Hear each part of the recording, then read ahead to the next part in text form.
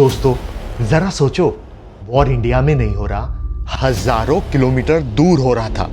And we now get you the visuals of US surgical strike on Iran. US Operation Epic Fury got on camera. लेकिन सफर कौन कर रहा था? लाइनों में लगा कौन था? परेशानी किसे हुई? अब नहीं आऊंगा दोस्त, अब नहीं आऊंगा, बता देना। आम आदमी। कई लोगों को एलपीजी सिलेंडर नहीं मिला, उनके सामने चिंता थी। खाना कैसे बनाए, बच्चों की भूख कैसे मिटाए? क्या आपने कभी गहराई से सोचा ये प्रॉब्लम क्यों हो रही है?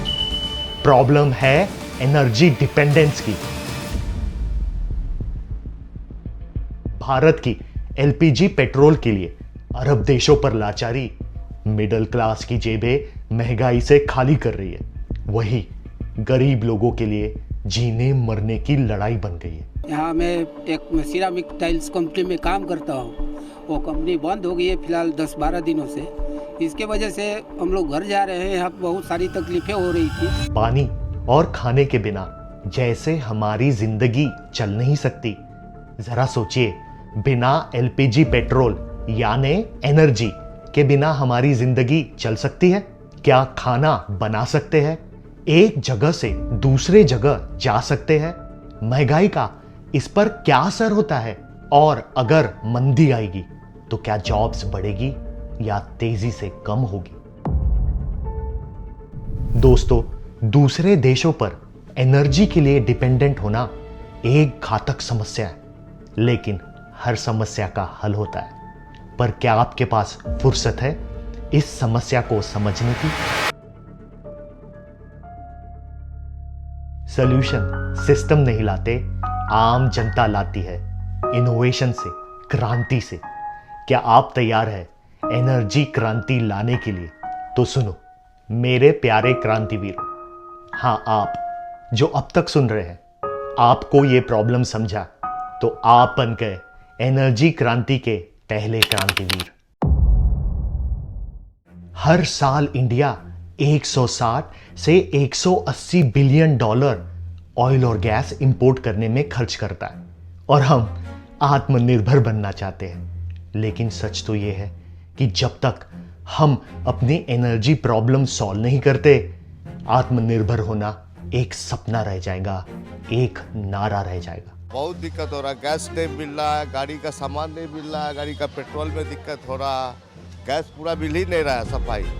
सच ये है कि हमारी इकोनॉमी का फ्यूचर ऑयल प्रोड्यूसिंग कंट्रीज के हाथ में है, और जब भी क्राइसिस आता है, वॉर आता है, तो सबसे पहले जोर का झटका भारत को लगता है। अमीर लोग तो मैनेज कर लेते हैं, मगर गरीब और मिडिल क्लास के लिए जिंदगी संघर्ष बन जाती है। सुनिए एक सच्ची कहानी सूरज यादव की। गैस में खाना बनाने की प्रॉब्लम है, खाने के लिए मिल नहीं रहा है, इसी कारण गांव जा रहे हैं। 1-2 दिन खाए फिर नहीं, पानी पी के ही ऐसे काम चल रहा है।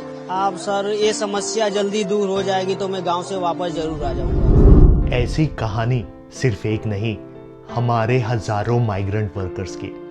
ये जिंदगी बनाने का सपना लिए सूरत, मुंबई, दिल्ली कई बड़े शहरों में आए, पर एलपीजी सिलेंडर नहीं मिलने के कारण भूख से हारकर, निराश होकर ये लोग हजारों की तादाद में वापस गांव चले गए। एक तो महंगे मिल रहे हैं, महंगा से ज़्यादा अवेलेबिलिटी नहीं है, तो उसके कारण मेनू में क्या जितने भी स्नैक्स आइटम है, अब सारा तंदूर करना मजबूरी है, क्योंकि बिजनेस में भी हमें बहुत फाइनेंशियली नुकसान उठाना पड़ रहा है। दोस्तों, अगर आपको लगता है कि आपको एनर्जी क्राइसिस का सामना नहीं करना पड़ा, तो ये समझो, एनर्जी रुकती है तो खाना रुकता है, खाना रुकता है तो काम करने वाले हाथ यानी इंडस्ट्री रुकती है, और इंडस्ट्री जब रुकती है तो इकोनॉमी रुक जाती है, नौकरी रोजगार गायब होते हैं। 2-2 किलो 1-1 किलो गैस भरवा के हम अपना गुजारा कर रहे हैं।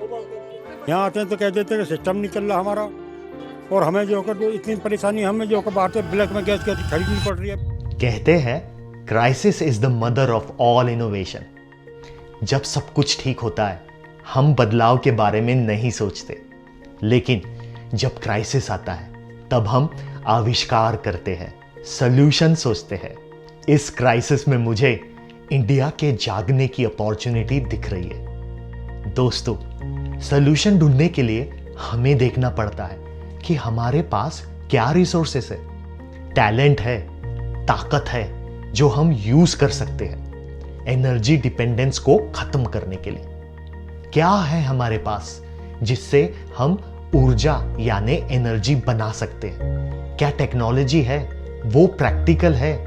कोई मॉडल है? इकोनॉमिक यानी ज्यादा महंगा तो नहीं? हर्डल्स यानी समस्या क्या है?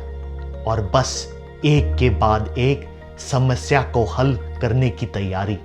दोस्तों, जो चीज हम देख लेते हैं जान जाते हैं। तो आज समझते हैं पहला सॉल्यूशन, बायोगैस। बायोगैस प्लांट का कॉन्सेप्ट सरप्राइजिंगली सिंपल है। ध्यान से इसको समझिए। जमीन के अंदर एक क्लोज टैंक बनाया जाता है जिसे डाइजेस्टर कहते हैं। इस टैंक में गोबर और पानी का मिक्सचर डाल दिया जाता है। टैंक के अंदर ऑक्सीजन नहीं होती और यही से प्रोसेस शुरू होती है।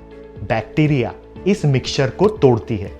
इस प्रोसेस को एनोर्बिक डाइजेशन कहते हैं। कुछ दिन बाद इस प्रोसेस से गैस बनना शुरू हो जाती है। ये गैस क्लीन करके पाइप के थ्रू घर तक भेजी जा सकती है या सिलेंडर में स्टोर की जा सकती है। इससे चूल्हा जलता है और बिजली भी जनरेट कर सकती है।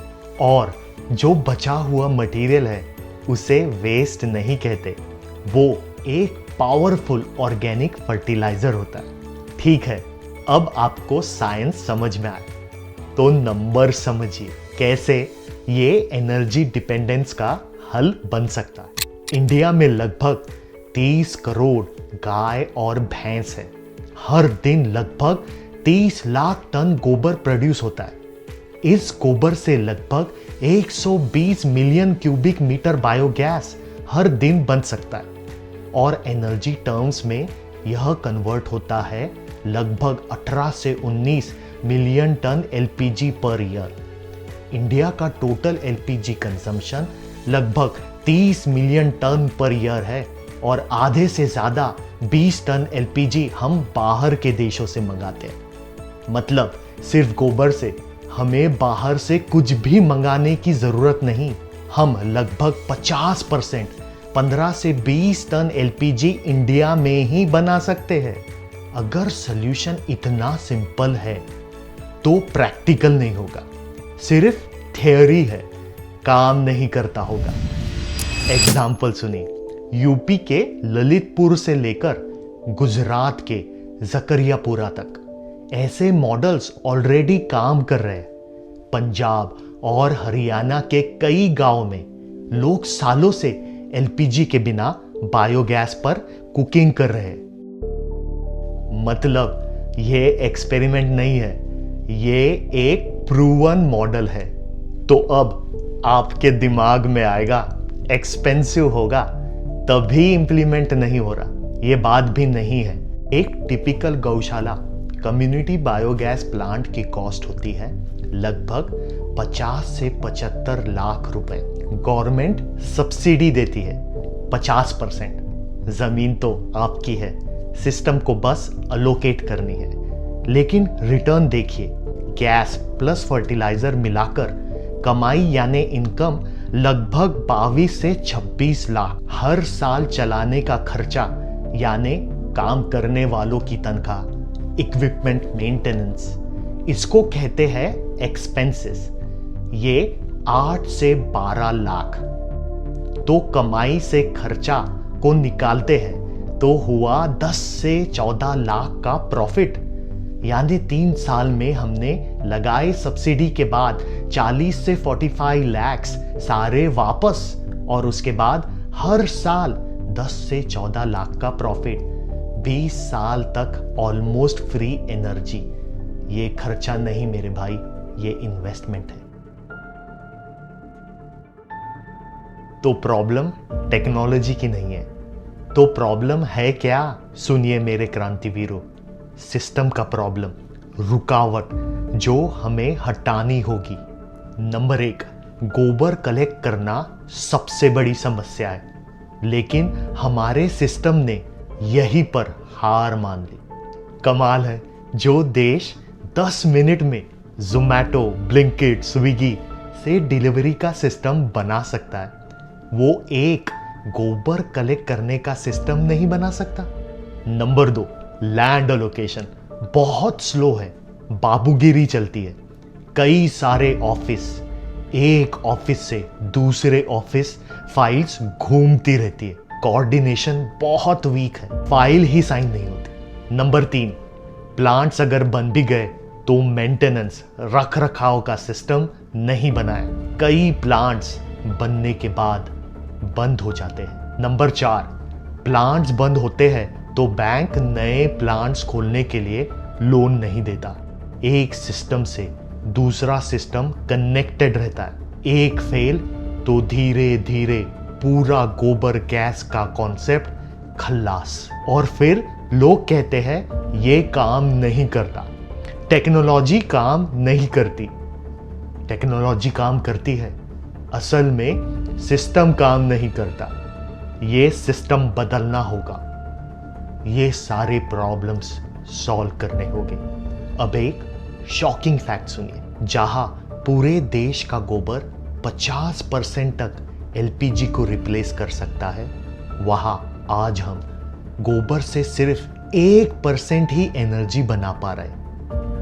ये जानकर मुझे भी झटका लगा। अगर आपको यकीन नहीं होता तो गूगल सर्च करिए। दोस्तों, 50% एलपीजी गोबर से तो शायद प्रैक्टिकल नहीं, 10 से 25% का टारगेट भी जबरदस्त एनर्जी क्रांति की तरफ हमारा पहला कदम हो सकता है। अब हम 1% पे अटके हैं। आप एनर्जी क्रांतिवीर हैं, तो आपके लिए 3 एक्शन। नंबर 1, अपने स्टेट्स में जहां पर भी बायोगैस प्लांट है विजिट कीजिए, बच्चों के साथ उनको साइंस दिखाइए।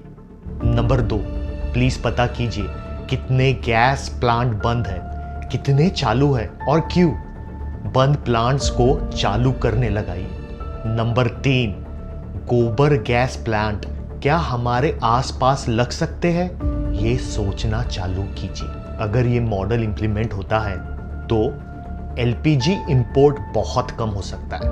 गांव टाउन्स में लोगों को बायोगैस प्लांट में ढेर सारे जॉब्स, गौ माता के लिए गौशाला, सड़कों पर घूमती गाय बंद, फार्मर्स को ऑर्गेनिक फर्टिलाइजर, केमिकल फर्टिलाइजर कम, खुला गोबर मीथेन गैस छोड़ता है जो क्लाइमेट चेंज के लिए अच्छा नहीं होता, ये भी खत्म।